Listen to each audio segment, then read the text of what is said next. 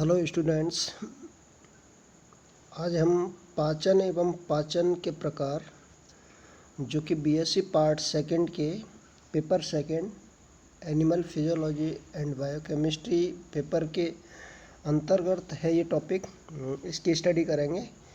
इसमें एक तो ये पाचन क्या होता है और दूसरा जो है पाचन के प्रकार कौन से हैं।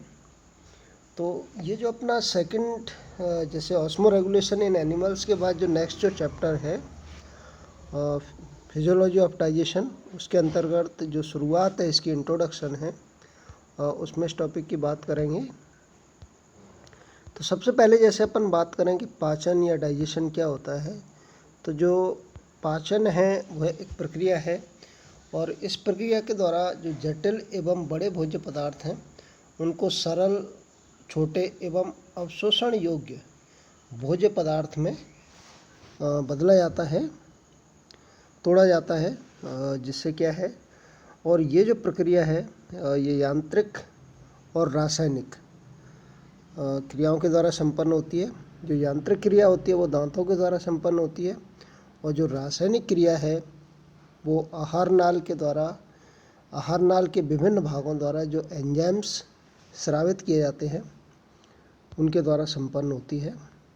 तो कहने का तात्पर्य ये है कि पाचन जो है वो एक ऐसी प्रक्रिया है जिसमें जटिल एवं बड़े भोज्य पदार्थों को सरल एवं छोटे भोज्य पदार्थों में तोड़ा जाता है, जो कि अवशोषण योग्य होते हैं, मतलब जिनका अवशोषण किया जा सकता है।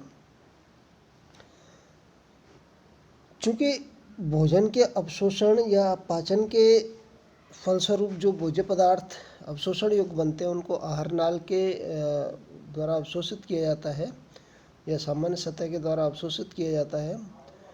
और ये जो पचित भोज्य पदार्थ है जब कोशिका में पहुँचते हैं तो वहाँ पर क्या है, इनका ऑक्सीकरण होता है और उस ऑक्सीकरण के फलस्वरूप क्या ऊर्जा उत्पन्न होती है। मतलब कहने का तात्पर्य यह है कि जैसे आप लोगों ने पोषण प्रक्रिया पढ़ी हो, तो जो पोषण जो है वो एक उसमें बहुत सारी प्रोसेस हैं, जिसमें जैसे कई स्टेप्स हैं, कई प्रक्रियाएं उसमें।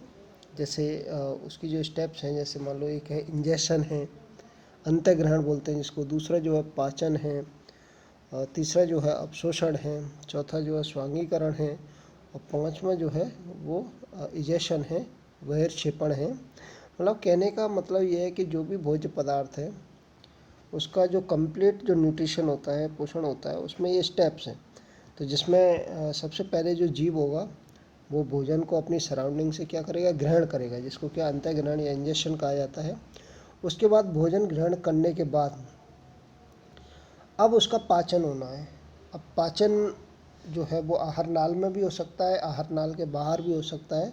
तो उसके आधार पर अपन आगे देखेंगे कि इसके दो प्रकार होते हैं। पाचन के फलस्वरूप जो जटिल भोज्य पदार्थ हैं उन जटिल भोज्य पदार्थों को किस में बदल लिया जाएगा, सरल भोज्य पदार्थों में।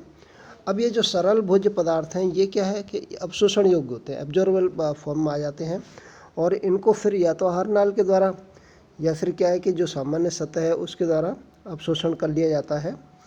और अवशोषण के बाद इनको जो है कोशिकाओं में एक प्रक्रिया होती है स्वांगीकरण, एसिमिलेशन, उसके द्वारा इनको जो पचित जो भोज्य पदार्थ हैं या पोषक तत्व हैं उनको वितरित कर दिया जाता है।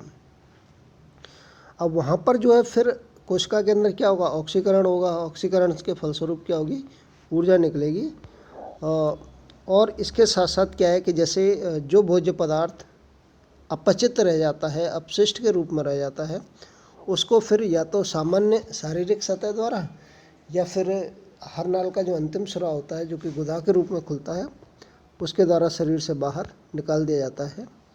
तो इस प्रकार से पूरी जो पोषण की जो प्रक्रिया है उसमें ये 5 स्टेप्स आते हैं: injection, digestion, absorption, assimilation and egestion. अब यहाँ पर जो है जैसे ये अपन ने जनरल बात की, क्योंकि ये अपन पाचन का जो इंट्रोडक्शन है उसके बारे में बात कर रहे हैं जनरली। इसके बाद जैसे पाचन के प्रकार की बात करें, काइंड्स ऑफ डाइजेशन, तो जो पाचन का जो प्रकार है on the basis of digestion side, मतलब पाचन स्थल के आधार पर क्या है, पाचन दो प्रकार का होता है। एक जो है अंतराकोशिकीय पाचन, इंट्रासेलुलर डाइजेशन। जैसा कि नाम से पता लग रहा है कि ये जो पाचन है ये क्या होगा, इनसाइड द सेल होगा, कोशिका के अंदर होगा। और इस प्रकार का जो पाचन है वो मुख्य रूप से क्या है, जो लोअर ऑर्गेनिज्म है, जो मतलब निम्न जीव हैं, निम्नतर जीव हैं, जैसे संघ प्रोटोजोआ के हैं या पोरीफेरा के, सीलेंट्रेटा के, या कुछ पैरासिटिक वर्म्स होते हैं, उनमें पाया जाता है। और इस प्रकार के पाचन में क्या होता है कि जैसे जो कोशिका होती है उसके द्वारा फेगोसाइटोसिस या पिनोसाइटोसिस जो प्रक्रिया होती है, फेगोसाइटोसिस में जो फूड का इंटेक किया जाता है वो सॉलिड फॉर्म में किया जाता है, और पिनोसाइटोसिस में जो फूड का इंटेक किया जाता है वो लिक्विड फॉर्म में किया जाता है। तो इसके द्वारा क्या भोजन, फेगोसाइटोसिस और pinocytosis, that is the part of endocytosis, मतलब एंडोसाइटोसिस जो प्रक्रिया है उसके ये दो भाग है। और उसके द्वारा क्या भोजन जो है ग्रहण किया जाएगा, सेल्स के द्वारा फूड को इंटेक किया जाएगा। अब उसके बाद जो भोजन है वो कोशिका द्रव्य में आ जाता है, और कोशिका द्रव्य में ये खाद्य रसदानियों में एकत्रित हो जाता है। और जो खाद्य रसदानियाँ होती हैं, फूड वैक्यूल्स होती हैं, उनमें फिर लाइसोसोम्स के द्वारा इस खाद्य मतलब जो भोज्य पदार्थ है उसके पाचन के लिए एंजाइम्स जो हैं वो स्रावित कर दिए जाते हैं।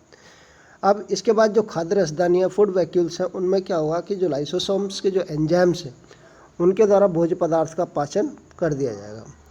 अब पाचन के पश्चात जो अवशोषण योग्य पोषक तत्व होंगे वो खाद्य रसदानियों से कोशिका द्रव्य में क्या होंगे, एक प्रक्रिया होती है स्वांगीकरण, उसके द्वारा क्या हो जाएंगे, विसरित हो जाएंगे।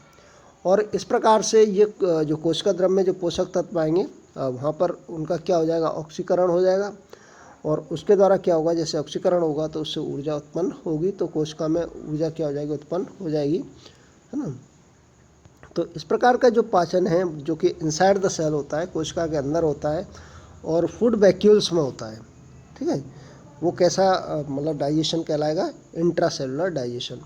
इसमें भी जैसे अब अपचित जो अपशिष्ट भोज्य पदार्थ होते हैं उनको सामान्यतः क्या है कि जैसे जो शारीरिक सतह है वहाँ से ही क्या है, सिंपल डिफ्यूजन प्रोसेस के द्वारा मतलब जहाँ पर सामान्य जो शारीरिक सतह है वहाँ से क्या बाहर की तरफ निष्कासित कर दिया जाएगा। जो वेस्ट जो प्रोडक्ट है या इनडाइजेस्टेड फूड है वो सामान्य सतह पर इकट्ठा, आंतरिक सतह पर इकट्ठा होता रहेगा, और वहाँ से फिर वो क्या फट जाएगी, बस्ट हो जाएगी। और वहाँ से बस्ट होने के बाद, रप्चर होने के बाद जो अपशिष्ट भोज्य पदार्थ हैं या शेष बचा हुआ जो अपचित भोज्य पदार्थ है उसको शरीर से बाहर निकाल दिया जाएगा। तो ये जो इंट्रासेलुलर डाइजेशन है ये किसमें, लोअर ऑर्गेनिज्म में मिलता है, ठीक है। और इसमें जो डाइजेशन है वो इनसाइड द सेल होता है। दूसरे जैसे डाइजेशन की बात करें अपन, बाह्य कोशिकीय पाचन, एक्स्ट्रा सेलुलर डाइजेशन। तो ये जो बाह्य कोशिकीय पाचन है या एक्स्ट्रा सेलुलर डाइजेशन है ये मुख्य रूप से क्या है, जैसे जो विकसित जीव है या उच्च विकसित जीव हैं जैसे कीट हैं, सेफेलोपोड्स हैं, ट्यूनिकेट्स हैं तथा सभी वर्टिब्रेट्स हैं, कशेरुकी जंतु हैं, कॉर्डेट्स हैं, मतलब जितने विकसित जीव हैं, उच्च विकसित जीव, उन सभी में इस प्रकार का क्या पाचन पाया जाता है।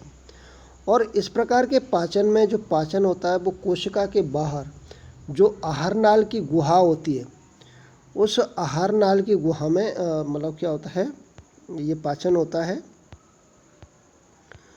और आहार नाल की जो गुहा है, उस आहार नाल की गुहा के अंदर जो आहार नाल के डिफरेंट जो पार्ट्स हैं उनके द्वारा विभिन्न एंजाइम क्या स्रावित किए जाते हैं।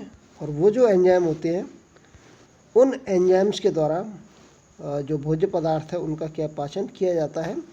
इसके साथ साथ जैसे आहार नाल जो होती है उसमें पेशीय गतियाँ होती हैं, तो उन पेशीय गतियों के कारण जिनको पैरास्टाल्टिक मूवमेंट बोलते हैं, जो भोजन है उस पर जो एंजाइम्स हैं वो अच्छी तरह से क्रिया कर सकते हैं। और इसके बाद जैसे भोजन के पाचन के पश्चात जो पचित जो भोज्य पदार्थ है या पोषक तत्व हैं उनको फिर आहार नाल से क्या अवशोषित कर लिया जाता है, और अवशोषण के बाद वो रक्त के द्वारा रक्त से होते हुए कोशिकाओं तक क्या है पहुंच जाते हैं, जिस प्रक्रिया को क्या बोला जाता है, स्वांगीकरण प्रक्रिया बोला जाता है। तो उस स्वांगीकरण प्रक्रिया के द्वारा जो अवशोषित पोषक तत्व में वो कहाँ पर पहुंच जाएंगे, कोशिकाओं में पहुंच जाएंगे। और कोशिकाओं में पहुंचने के बाद वही प्रक्रिया है कि इन भोज्य पदार्थों का क्या होगा, ऑक्सीकरण होगा और उस ऑक्सीकरण के फलस्वरूप क्या होगी, ऊर्जा उत्पन्न होगी।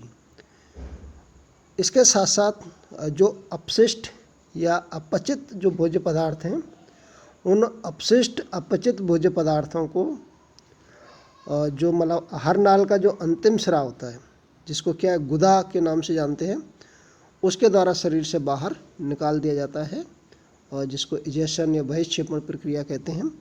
तो इस प्रकार से ये जो है जो बाह्यकोश के पाचन है या एक्स्ट्रा सेलुलर डाइजेशन है, ये कहाँ पर संपन्न होता है, कोशिका के बाहर आहार नाल की गुहा में संपन्न होता है। और जो डिफरेंट एंजाइम्स हैं वो भोज्य पदार्थों को इस गुहा में ही, आहार नाल की गुहा में ही क्या पाचन कर देते हैं और उसके बाद फिर इस आहार नाल से जो पचित भोज्य पदार्थ हैं वो अवशोषित हो जाते हैं और फिर स्वांगीकरण की प्रक्रिया द्वारा वो रक्त की सहायता से कोशिकाओं में पहुंच जाते हैं। वहाँ पर क्या उनका ऑक्सीकरण हो जाता है और उससे ऊर्जा उत्पन्न होती है। और जो अपशिष्ट और अपचित जो भोज्य पदार्थ है वो आहार नाल का जो अंतिम सिरा होता है, जिसको गुदा के नाम से जानते हैं, वहाँ पर पहुँच जाते हैं और वहाँ से क्या फिर शरीर से बाहर निकाल दिए जाते हैं। तो इस प्रकार से ये थोड़ा इंट्रोडक्टरी पार्ट है किसका, डाइजेशन एंड इट्स काइंड्स, मतलब पाचन और उसके प्रकार का, कि पाचन क्या होता है और दूसरा उसके कौन कौन से प्रकार हैं। तो ये आपको समझ में आ जाना चाहिए कि पाचन जो है क्या है और इसके कौन कौन से प्रकार होते हैं और उन प्रकार का आधार क्या है। तो ये काफ़ी सिंपल है, क्योंकि ये शुरुआत फिजियोलॉजी ऑफ डाइजेशन जो है, जिसमें आप उनको नेक्स्ट वीडियो में और डिटेल में पढ़ने हैं, उसके कई वीडियो आएंगे इस चैप्टर के। तो वहाँ पर अपन एक शुरुआत में अपन को ये पता होना चाहिए कि जैसे अपन फिजियोलॉजी ऑफ डाइजेशन पढ़ रहे हैं तो इसका आइडिया होना चाहिए कि डाइजेशन क्या होता है, इसके कौन से प्रकार होते हैं। तो कंटिन्यू वीडियो देखते रहिए। थैंक्स।